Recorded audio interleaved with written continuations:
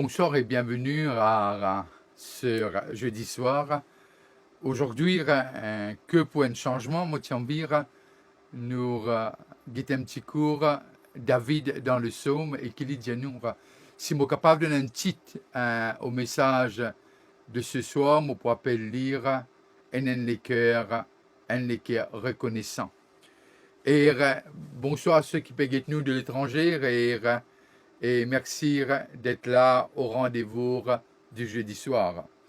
Et voilà, David, dans le psaume 9, il dit quelque chose qui est le deux premiers versets ou trois. Et puis, moi, j'ai envie qu'il y ait aussi non seulement le psaume 9 et le psaume 145, et dire cet homme qui, bien qu'il vive dans l'ancien temps, mais il montrait nous quelque chose qui est intéressant et façon qui les causer. Et déjà dans le psaume 8, le verset 6, il dit qui est l'homme? Qui est l'homme pour que tu te souviennes de lui? Et là, lui-même, il comprend par rapport, lorsque nous lisons le texte, qui c'est un berger appelé être roi, et comment sa métamorphose, comment cela faire, en lui-même, il y a un miracle de ce que cet homme berger et qui vient un des plus grands rois que Israël est capable de connaître. Et là, lorsque nous lisons ce psaume, bien qu'il est un psalmiste, et il y a quelque chose qui nous trouvait dans cet homme, et mon pensée, c'est pas pour rien que nous arrivons à comprendre que c'était un homme selon le cœur de Dieu et dans le texte biblique qui confirme cela. Et là, dans le psaume 9, il dit quelque chose, je louerai l'Éternel de tout mon cœur. Je raconterai toutes tes merveilles. Je ferai de toi le sujet de ma joie et de mon allégresse. Je chanterai ton nom, Dieu très haut. Mes ennemis, le verset 4, reculent, ils chancellent, ils périssent devant ta face, car tu soutiens ma droite et ma cause. Que Dieu bénisse la lecture de sa parole ce soir. Et là, lorsque nous guettons ce premier psaume, nous arrivons à comprendre quelque chose qui est intéressant. David dit 4 fois, je louerai l'Éternel, je raconterai toutes tes merveilles, je ferai de toi le sujet de ma joie et de mon allégresse, je chanterai ton nom, Dieu très haut. Et David fait nous comprendre quelque chose de ce que c'est lire, et il prend la décision, la résolution pour capable dire à Dieu quelque chose de ce qu'il est pour louer lire. Non seulement qu'il est pour louer lire, mais il dit qu'il est pour louer lire pas avec un équerre divisé. Il est pour louer lire avec un équerre entier.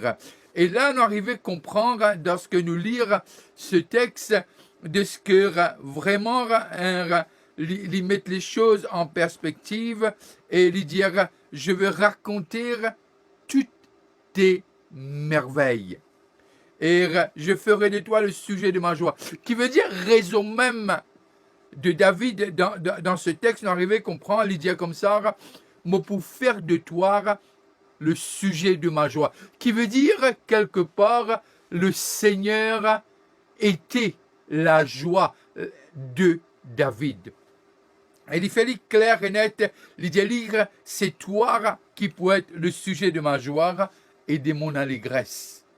Je chanterai ton nom, Dieu très haut. Et là, David montre nous, il dit non seulement quand il loue Élie, quand il raconte ses bienfaits, et quand il fait de lire le sujet de sa joie et de son allégresse, et là, il dit, moi, pour chanter ton nom. Moi, content, ça 2 premiers versets là, qui montrent nous la résolution d'un homme. Un homme déterminé. Un homme, comment me dire, cimenté dans sa résolution. Il dit, il pour faire une affaire, il pour louer son Dieu, pas avec un équerre divisé. Et là, lorsque nous arrivons à comprendre que Jésus dit, il dit, mon père, ban vrais adorateurs, qui peut adorer en esprit, en vérité. Et là David dit, de tout mon équerre, qui veut dire qu'on arrive le moment pour louer mon Dieu, c'est mon Dieu qui est le sujet même de ma joie, de ma louange et de mon allégresse, qui veut dire, je ne suis pas distrait par ce qui s'est passé et je ne serai pas distrait par ce qui est devant moi. Mais de tout mon cœur, je veux louer Dieu. Et là, nous arrivons à comprendre, lorsque nous finissons ça deux versets-là, arrive le verset 4, il dit, mes ennemis reculent. Ils chancellent, ils périssent devant ta face, car tu soutiens mon droit et ma cause. Là, nous arrivons à comprendre qu'un homme qui adore Dieu de tout son cœur, un homme dont Dieu est le sujet de sa joie, un homme qui peine à honte pour vanter de la croix de son Dieu, un homme qui vraiment il décidait de pour chanter le nom de Dieu très haut. Déjà dans ce louange, nous trouvons de ce qu'il positionne Dieu tel qu'il est, le plus grand de tours, le plus grand qui a jamais existé, celui qui a tout créé et qui n'a jamais créé. Et il dit à Dieu quelque chose dans ce psaume, il dit, il te soutient mon droite et mon cause. Et il dit, après qu'il dit, il pour louer lui, qu'il pour adorer, qu'il pour raconter ce ban bienfait, qu'il pour chanter, après il dit, seul ennemi reculé. Et nous comprenons que c'est un psalmiste qui dit aussi, je crie, loué soit l'Éternel, et je suis délivré de mes ennemis. La louange en lui-même, c'est une puissance. Nous connaissons bien Paul et Silas. Paul et Silas qui ils peuvent prier, ils peuvent chanter, et ils chantent, penser la louange qu'ils peuvent déclarer de Jésus-Christ dans prison, lui dire que fondement de ce qui ban cadenas commence à casser, ban portail commence à ouvrir, et la fondation même est ébranlée. Qui me peut redire ce soir? Je peux redire de ce qui, quand nous positionne Dieu, qu'il y besoin était dans nous la vie, mon penser, nous pas besoin même prendre soin de nous l'ennemi. Bien me connaître de ce qui Pierre dire, nous pas ignorer ces œuvres, mais c'est moi que nous comprenons aussi dans le sermon sur la montagne, il y a une phrase qui est toujours béni moi et dire, bénis ceux qui ont un cœur pur, car ils verront Dieu. L'adoration, quand nous lesquels pas diviser, mon pensée en lui-même, il y a une puissance qui fait reculer l'ennemi. Et laisse-nous donner un petit cours, le psaume 145, toujours écrit par David, c'est un psaume à 21 versets, mais lorsque tu regardes l'étape par l'étape de sa psaume-là, nous arrivons à comprendre quelque chose. David, il n'a pas de doute. Le Dieu qu'il t'y servi. David, pas de doute de la présence de Dieu. David, pas de doute de la capacité de Dieu. David, pas de doute de l'omnipotence de Dieu. Et là, il dit quelque chose dans le psaume 145, il dit, je t'exalterai mon Dieu, mon roi, et je bénirai ton nom à toujours et à perpétuité. Il dit à son Dieu, non seulement de ce qu'il pour bénir ce nom aujourd'hui, tous les jours, toujours, il dit en tout temps. En tout temps, il dit pour exalter son Dieu et il pour bénir son nom. Pourquoi le nom? Parce que le nom de Dieu, c'est ça même qu'il te donne à Moïse, lui dire, ben Israël, dire à Pharaon, je suis fin envoie toi. Et David, tu comprends cette révélation. Tu connais l'histoire de ce bon ancêtre. Tu connais l'histoire de Moïse. Tu connais qui est le Dieu qui lui servira. Et nous arrivons à comprendre, lorsqu'on arrive le verset 2 du psaume 145, il dit, chaque jour, je te bénirai. Je ne pas croire que chaque jour, David, un jour, tous les jours, c'est un jour idéal pour David. Je ne crois pas. Parce que quand on lit les autres psaumes, on arrive à comprendre. Mais seulement à cet homme, tu comprends. Même si les besoins passent dans la vallée de Baca, qui veut dire la vallée de la mort, selon le psaume 84, les confiants et Yénar cette certitude que son Dieu est le même Dieu du sommaire et le même Dieu des vallées. Les connaît de ce que son Dieu n'est pas diminué en puissance et en amour et dans son engagement vis-à-vis de son enfant. Les confiant de ce que dans le ténèbre ou comme dans la lumière, son Dieu est le Dieu véritable et le Dieu tout-puissant. Et moi, me croire, lorsque nous guettons David, il dit, chaque jour je bénirai, je te célébrerai ton nom à toujours et à perpétuité. Nous arrivons à comprendre et dire, l'Éternel est grand et pas digne, est très digne de louange. L'Éternel est grand. Et comment Dieu te révèle lire à Moïse, je suis, qui veut dire j'ai ni commencement ni fin. L'Éternel est grand et très digne. Non seulement digne, mais très digne de louange. Et sa grandeur est insondable. C'est pour cela que tout à l'heure, lorsque on fait cette réflexion, on faisait comprendre ce que David ne pense pas. Ne pense pas tous les jours, c'était tapis rouge. Mais quelque chose dans ce l'équerre et dans ce pensée, tu connais qui est son Dieu. Tu connais que la route pas pour facile, mais tu es aussi conscient de ce que c'est un Dieu qui n'abandonne pas en mi-chemin. Alors, c'était un homme avec un cœur reconnaissant. Et voilà qu'il continue dans le verset 4, il dit que chaque génération, vous pensez des causes pour nous, que chaque génération célèbre tes œuvres et publie tes hauts faits.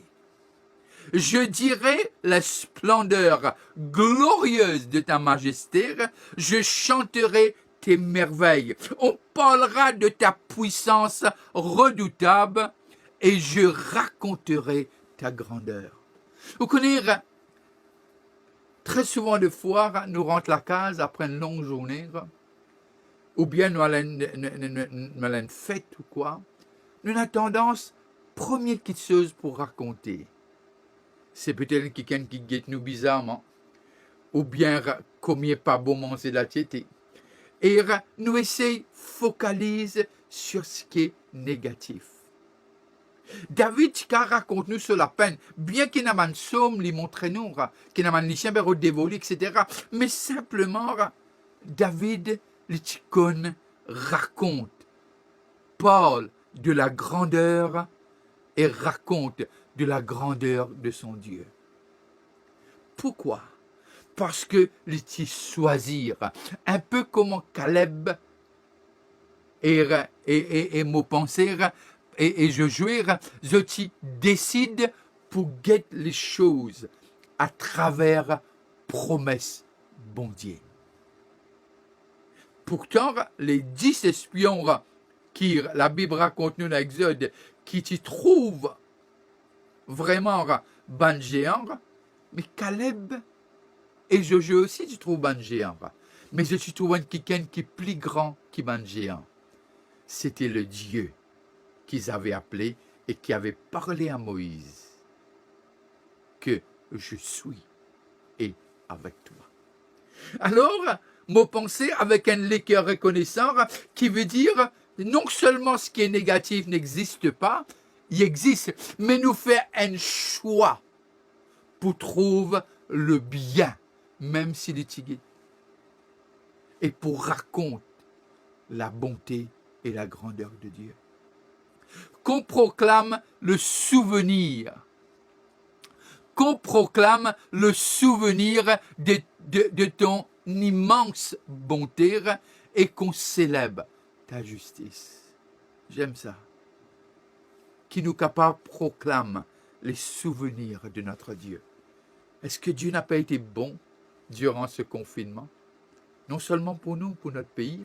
Est-ce que Dieu n'a pas été bon vis-à-vis du monde? Bon et méchant, il a fait tomber la pluie, il a fait lever le soleil. Est-ce que lorsque nous guettons Maurice, un Chilil, et vraiment, quand nous étions après un confinement, est-ce qu'il n'est pas capable vraiment de trouver la main puissante de Dieu sur cette nation?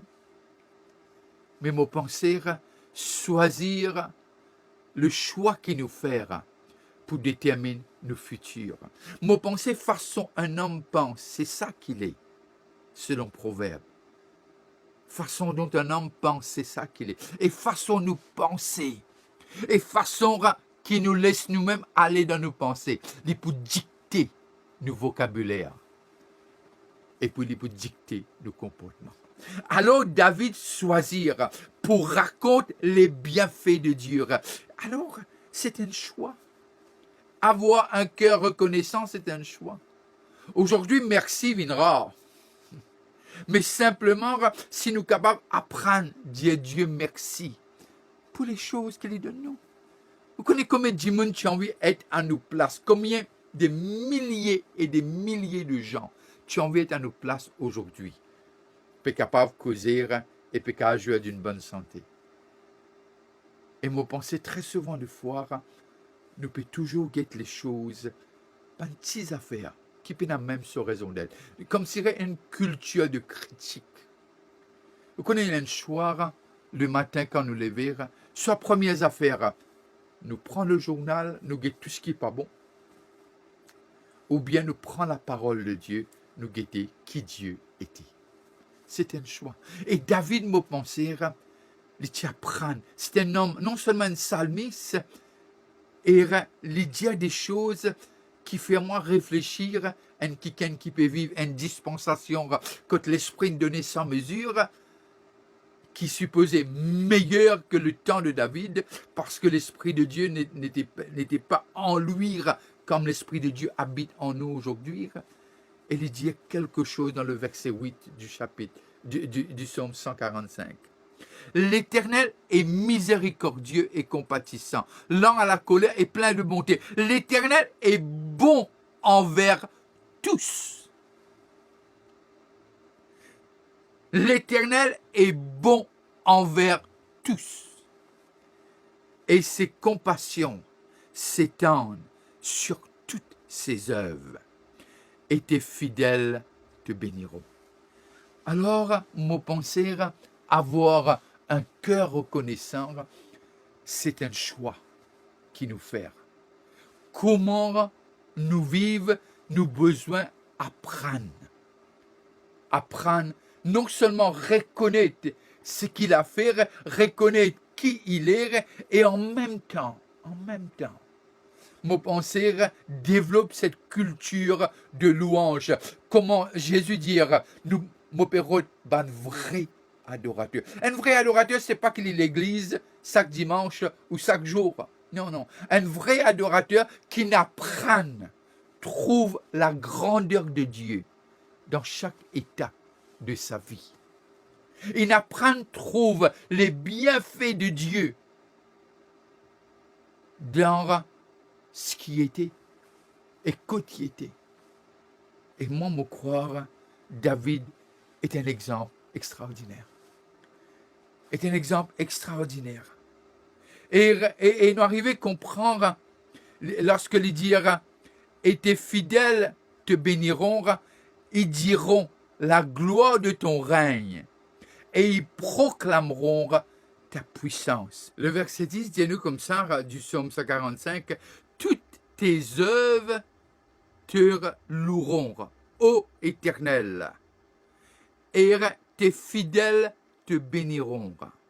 Ils diront la gloire de ton règne et ils proclameront ta puissance.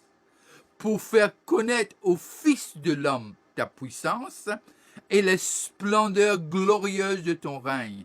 Ton règne est un règne de tous les siècles. Et ta domination subsiste dans, je le redis, le verset 13, ton règne est un règne de tous les siècles. Ton règne est un règne et ta domination subsiste dans tous les âges. Alors, nous comprend aujourd'hui ce que David, dans l'époque qu'il y vive, déjà comme s'il peut prophétiser, il dit ton règne est un règne de tous les siècles. Qui veut dire Dieu pas moins fort aujourd'hui. Et Dieu n'est pas moins miséricorde. Et David fait nous comprendre qu'il est le Dieu qui est le même, comme Paul dit, hier, aujourd'hui, éternellement. Nous arrivons à comprendre à travers cet homme, dans son louange. Et voilà, il donne-nous des raisons pour louer. Il montre-nous de ce que c'est un Dieu qui ne change jamais. Et dans sa puissance aussi, il est le même. Là, nous arrivons à comprendre lorsque Paul causait dans ses lettres. Il fait nous comprendre, et même Jean, il dit plus fort est celui qui est en nous. Aujourd'hui, comme on dit, c'est une nouvelle dispensation, une dispensation que un prophète, tu as envie d'être, tu as envie d'être là. Mais là, nous arrivons à comprendre de ce que David louait Dieu, parce que il connaît en lui.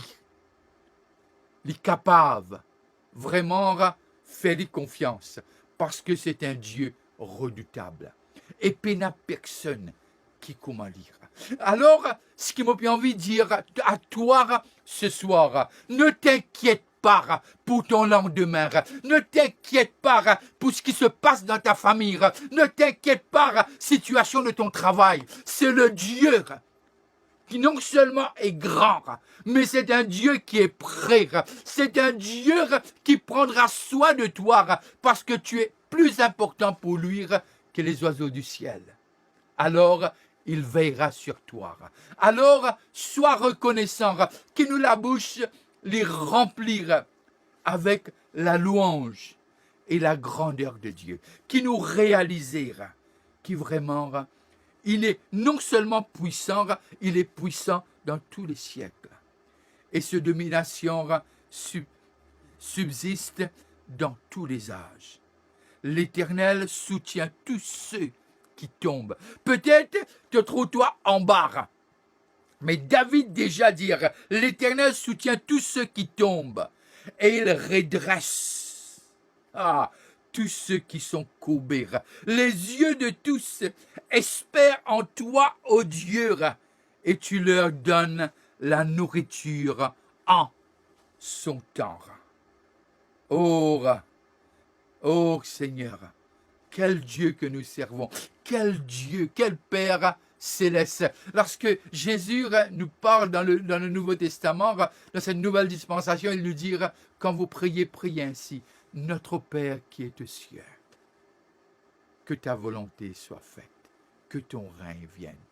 Alors, quand nous adoptons un équerre reconnaissant, nous cherchons non seulement sa volonté, mais nous cherchons que Dieu règne en tout temps, non seulement en nous, mais à travers de nous. Soyez bénis, et c'est qu'un cœur reconnaissant changera ta disposition, et changera notre disposition et comment on regarde le Dieu qui nous a créés et qui nous a appelés, qui a donné sa vie pour nous à la croix. Et celui qui est avec nous, comme Paul nous dit, est-ce qu'il ne te pas connaître, que tous les corps, c'est l'habitation de Dieu. Sois reconnaissant en tout temps. Que Dieu vous bénisse. Passez une très bonne fin de soirée, et que la lumière de sa face brille le jour comme jamais. Alors, à la semaine prochaine. Bye bye. Et dimanche, on se rencontre à 11h moins le quart. Bye bye et à la prochaine.